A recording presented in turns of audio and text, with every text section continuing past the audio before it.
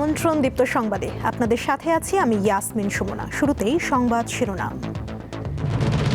ফেনীতে বন্যার ক্ষত এখনো কাটেনি, মেরামত হয়নি বাঁধ, বন্যার শঙ্কা আছে এবছরও। নারায়ণগঞ্জে ফের গ্যাস লিকেজ থেকে বিস্ফোরণ, একই পরিবারের 4 জন দগ্ধ। নারায়ণগঞ্জের খামারে কোরবানির পশু বিক্রি শুরু, চট্টগ্রামে প্রস্তুত প্রায় 8 লাখ।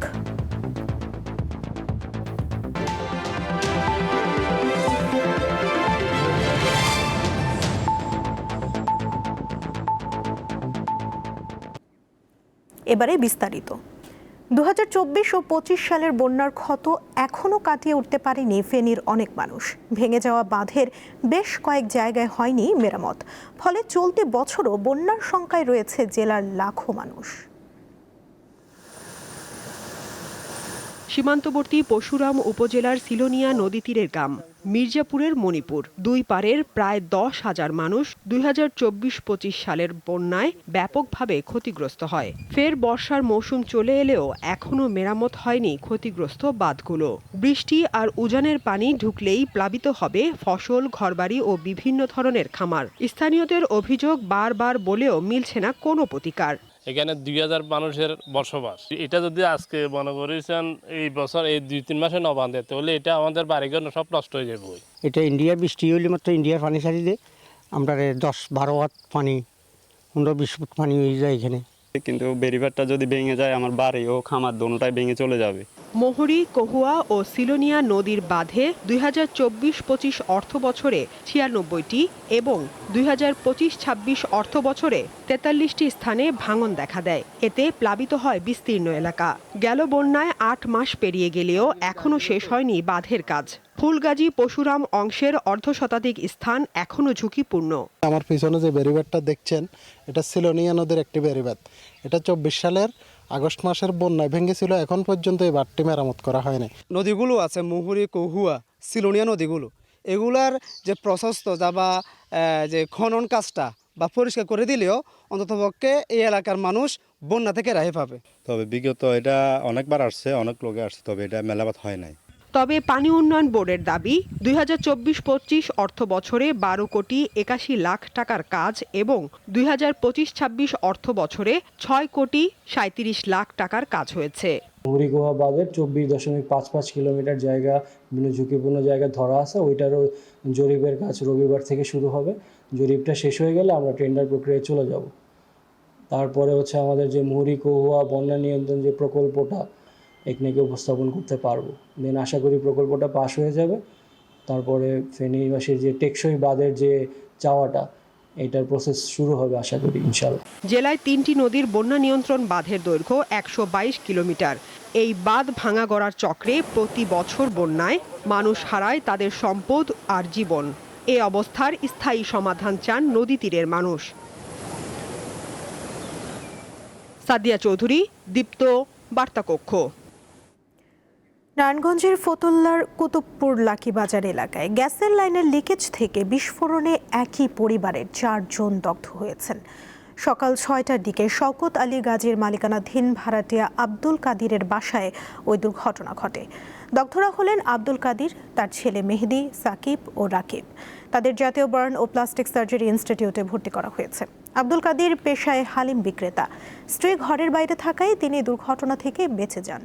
প্রত্যক্ষদর্শীরা জানান, টিনশেড বাড়িতে হঠাৎ বিকট শব্দে বিস্ফোরণ হয়, এতে ঘরের দরজা জানালা ভেঙে যায়।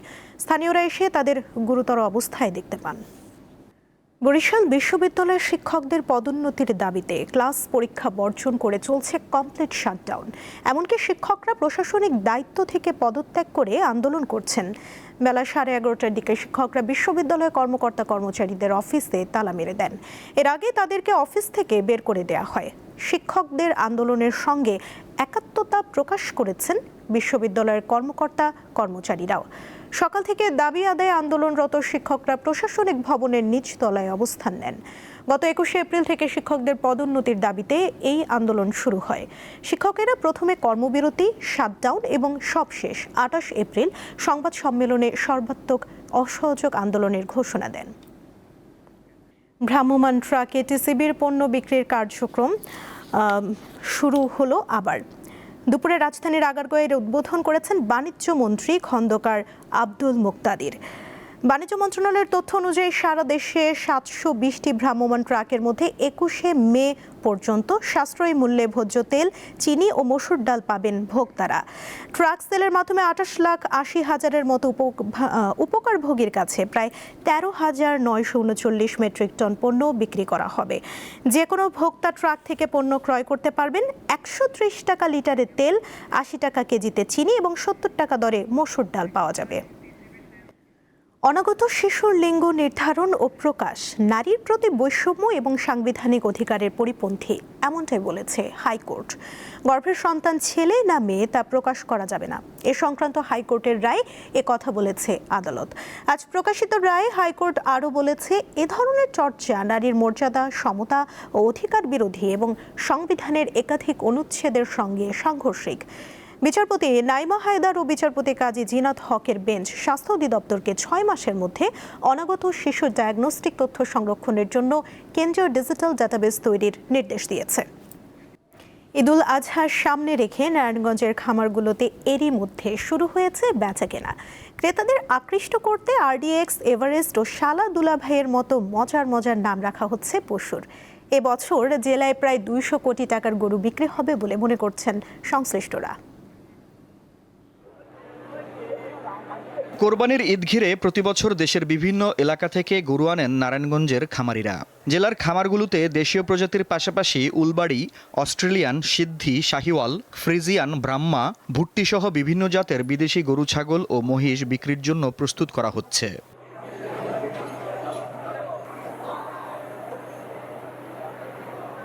অনেক খামারে শুরু হয়েছে বেচা বিক্রিও।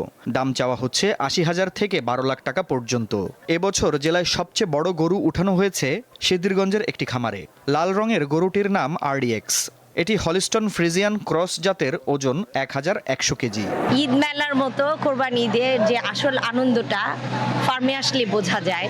তো গরু কিনলেও ফার্মে আমরা ভিজিট করি, আর গরুটা বুকিং দিয়ে রাখলে যখন খুশি তখন এসে দেখাও যায় আমার গরুটা কিভাবে আছে। সবচেয়ে বড় কথা স্বাস্থ্যসম্মত ফার্মের গরু। হাটে তো এত অনেক মানুষ থাকে আর অনেক গরু যাওয়া আসা করে, ওখানে দাঁড়িয়েও গরু দেখার মতো সুযোগ হয় না, বাট এখানে এসে নতুন নামের নতুন অনেক বড় গরু দেখতে পাচ্ছি, এটা অনেক ভালো লাগছে। এই জন্য প্রতি বছর এখানে আসা হয় আর গরু দেখা হয় আমাদের। গরু ভালো, দামটা একটু অবশ্যই গত ঈদের তুলনায় একটু বেশি, এবং কারণটা যা বলে সবারই একটা কথাই, যে খাদ্যদ্রব্যের দাম, পরিবহন, এই দুটো সংকটের জন্য এই জিনিসটা। আর এবারে হচ্ছে চাহিদার তুলনায় যোগান কম। খামারিরা বলছেন, ঈদ ঘিরে বিক্রয়যোগ্য পশুর বাড়তি যত্ন নেওয়া হচ্ছে। আমরা সাধারণত অসাধু কোনো উপায় অবলম্বন করি না গরু মোটাতাজা করার জন্য। আমাদের ক্রেতারা আমাদের ফ্যামিলি পরিবারের মতো, ওনারা আসেন আমাদের এখানে, দেখেন আমরা কিভাবে গরু মোটাতাজা করি, কিভাবে খাদ্য পরিবেশন করি, আমরা কিভাবে ভ্যাকসিনেশন করি, এই সব কিছু দেখেই ওনারা আমাদের উপরে একটা বিশ্বাসের কারণেই মূলত আমাদের কাছ থেকে এই গরুগুলি কেনেন। নারায়ণগঞ্জের 5 উপজেলায় কোরবানির জন্য 6,537টি খামারে 1,13,754টি গরু প্রস্তুত করা হয়েছে। আফরিদ হাসান, দীপ্ত, বার্তা কক্ষ। চট্টগ্রামে কোরবানির জন্য প্রস্তুত করা হয়েছে প্রায় 8 লাখ পশু। এরই মধ্যে বিভিন্ন খামারে শুরু হয়েছে বেচাকেনা। হাটের ঝামেলা এড়াতে অনেকে যাচ্ছেন খামারে। কোরবানিকে সামনে রেখে চট্টগ্রামের বিভিন্ন খামারে শুরু হয়েছে পশু বেচাকেনা। অনেকে ঝামেলা এড়াতে পছন্দের পশু কিনতে ভিড় করছেন খামারে। ঘুরে ফিরে দেখা, অনেক অপশন থাকে এখানে, রাখার একটা ভালো টেক কেয়ার করে ওরা। খামার থেকে একটা সুবিধা, যে গরুটা এখানে থাকলেও আমি 1 দিন বা 2 দিন আগে নিতে পারতেছি। এত দূর থেকে আসছি, এখানে ভালো দামে গরু পাওয়া যায়, তারপর সুন্দর গরু আছে, এই জন্য দেখতে আসছি। সকাল থেকে রাত পর্যন্ত কোরবানির পশু প্রস্তুত করতে ব্যস্ত সময় পার করছেন খামারিরা। কাস্টমার নিজেরাই এসে নিজেরাই দেখে গরু কি খাওয়াচ্ছি, কাস্টমার দেখে শুনেই গরু নিচ্ছে। 1,30,000 টাকা থেকে শুরু করে 10 লক্ষ 12 লাখ টাকা পর্যন্ত গরু আমরা রেখেছি এবার কাস্টমারদের জন্য। চট্টগ্রামে এবার 8,18,671টি কোরবানির পশুর চাহিদা রয়েছে। এর মধ্যে বিভিন্ন খামারে প্রস্তুত রয়েছে প্রায় 8 লাখ পশু। আমাদের যে ঘাটতিটা আছে, এই ঘাটতিটা প্রতি বছর দেখা যায় আমাদের এখানে কুষ্টিয়া, ফরিদপুর, বগুড়া, ময়মনসিংহ এসব জেলা থেকে গরু আসে। তো আমরা আশা করতেছি প্রতি বছর যেভাবে আসছে এবছর ওইভাবে আসবে। সব মিলে সারা বাংলাদেশে যে পরিমাণ গরু আছে সেখানে আমাদের কোনো কোরবানির সংকট হবে না। সাধ্যের মধ্যে পছন্দের গরু কিনতে বিভিন্ন এগ্রোতে ভিড় করছেন ক্রেতারা। বাজেট এবং পছন্দের সমন্বয় হলে কিনে নিচ্ছেন পছন্দের পশুটি। রুনা আনসারী, দীপ্ত সংবাদ, চট্টগ্রাম। চাঁপাইনবাবগঞ্জে শুরু হয়েছে আম পাড়ার প্রস্তুতি। এবছর আমের মান নিয়ে সন্তুষ্ট বাগান মালিকরা। ন্যায্য মূল্য নিশ্চিত করতে প্রক্রিয়াজাতকরণ কেন্দ্র এবং রপ্তানি সুবিধা বাড়ানোর দাবি চাষিদের। চাঁপাইনবাবগঞ্জের বাগানগুলোতে থোকায় থোকায় ঝুলছে গুটি, ল্যাংড়া, খিরসাপাত আর ফজলি আম। বছরের শুরুতে গাছে গাছে প্রচুর মুকুল আসলেও বৈশাখী ঝড় আর শিলাবৃষ্টিতে ঝরে গেছে অনেক মুকুল। আম চাষিরা জানান, প্রাকৃতিক দুর্যোগে ফলন কিছুটা কম হওয়ায় চিন্তিত তারা। তবে উৎপাদনের চেয়ে বড় দুশ্চিন্তা বাজার দর নিয়ে। মহার কারণে আম ফলনটা কম। এখন যেটুকু আম আছে আলহামদুলিল্লাহ ভালোই আছে, খিরসাপ আপনার আছে, ফজলি আছে, ন্যাংরা আছে, যেটুকু আছে আলহামদুলিল্লাহ পরিচর্যার কাজ চলছে আমাদের।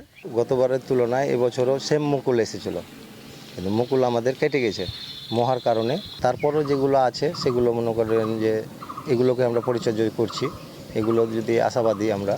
শ্রমিক, পরিচর্যা ও কীটনাশকের খরচ প্রতি বছরে 20 থেকে 30% পর্যন্ত বেড়ে যায়। সে অনুযায়ী আমের দাম পেলে কিছুটা স্বস্তি মিলবে বলে মনে করেন বাগান মালিকরা। বাট আমের যে ব্যবস্থাটা ভালো করতে হবে চাষিদের বা লাভজনক আমরা যে জায়গায় যেতে চাই সেটার জন্য কিন্তু পরিবহন ব্যবস্থাটা সহজীকরণ করতে হবে। আমরা যেন ভালোভাবে ঢাকায় আম দিতে পারি বা চিটং এবং অন্য জায়গায়, এটা একটা ব্যাপার।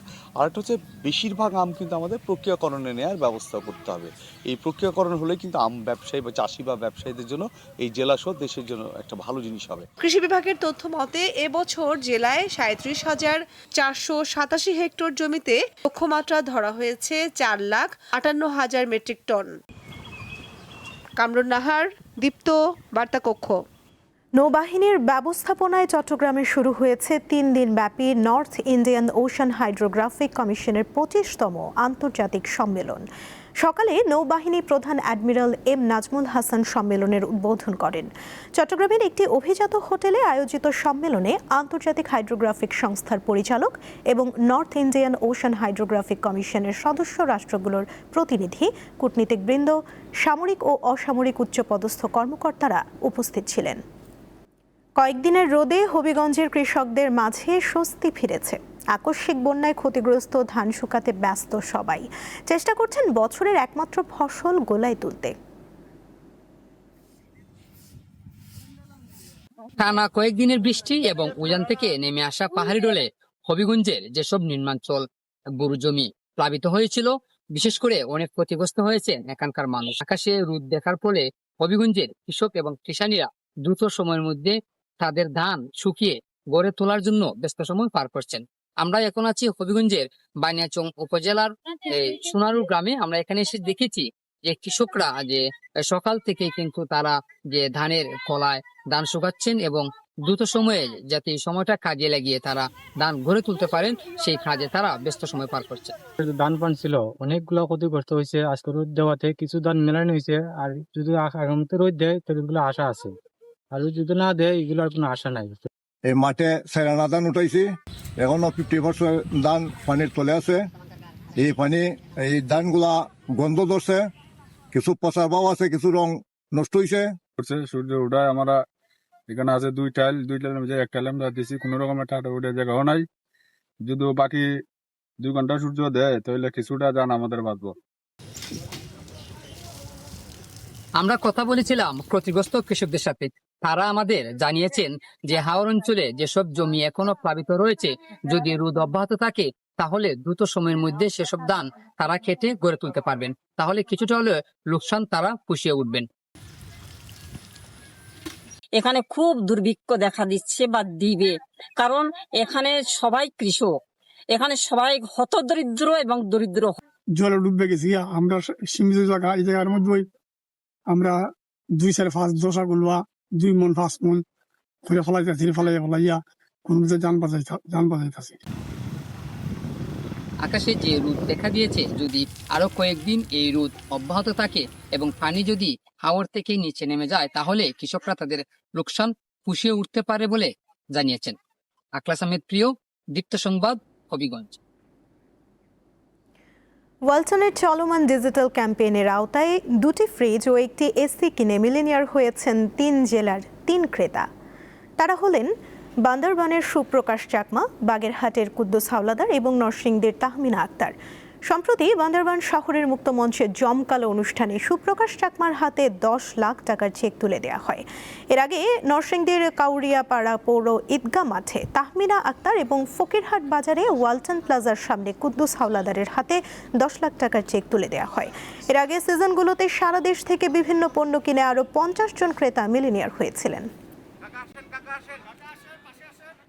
এবারে আন্তর্জাতিক প্রসঙ্গ। লেবাননে ইসরায়েলের হামলায় 24 ঘন্টায় অন্তত 51 জন নিহত হয়েছে। তাদের মধ্যে 2 জন চিকিৎসাকর্মী রয়েছে। লেবাননের স্বাস্থ্য মন্ত্রণালয় বলেছে, আন্তর্জাতিক আইন ও মানবিক নীতিমালা লঙ্ঘন করে চিকিৎসা সেবার সঙ্গে যুক্ত ব্যক্তিদেরও হামলার লক্ষ্যবস্তু করা হচ্ছে। দীপ্ত সংবাদ শেষ করার আগে শিরোনামগুলো জানিয়ে দিচ্ছি আরও একবার। ফেনীতে বন্যার ক্ষত এখনও কাটেনি, মেরামত হয়নি বাঁধ, বন্যার শঙ্কা আছে এ বছরও। নারায়ণগঞ্জে ফের গ্যাস লিকেজ থেকে বিস্ফোরণ, একই পরিবারের 4 জন দগ্ধ। নারায়ণগঞ্জের খামারে কোরবানির পশু বিক্রি শুরু, চট্টগ্রামে প্রস্তুত প্রায় 8 লাখ।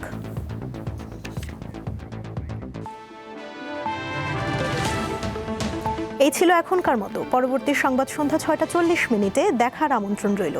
এছাড়া আরও তথ্য পেতে যুক্ত থাকুন দীপ্ত ডিজিটাল প্ল্যাটফর্মের সাথে। ধন্যবাদ সবাইকে।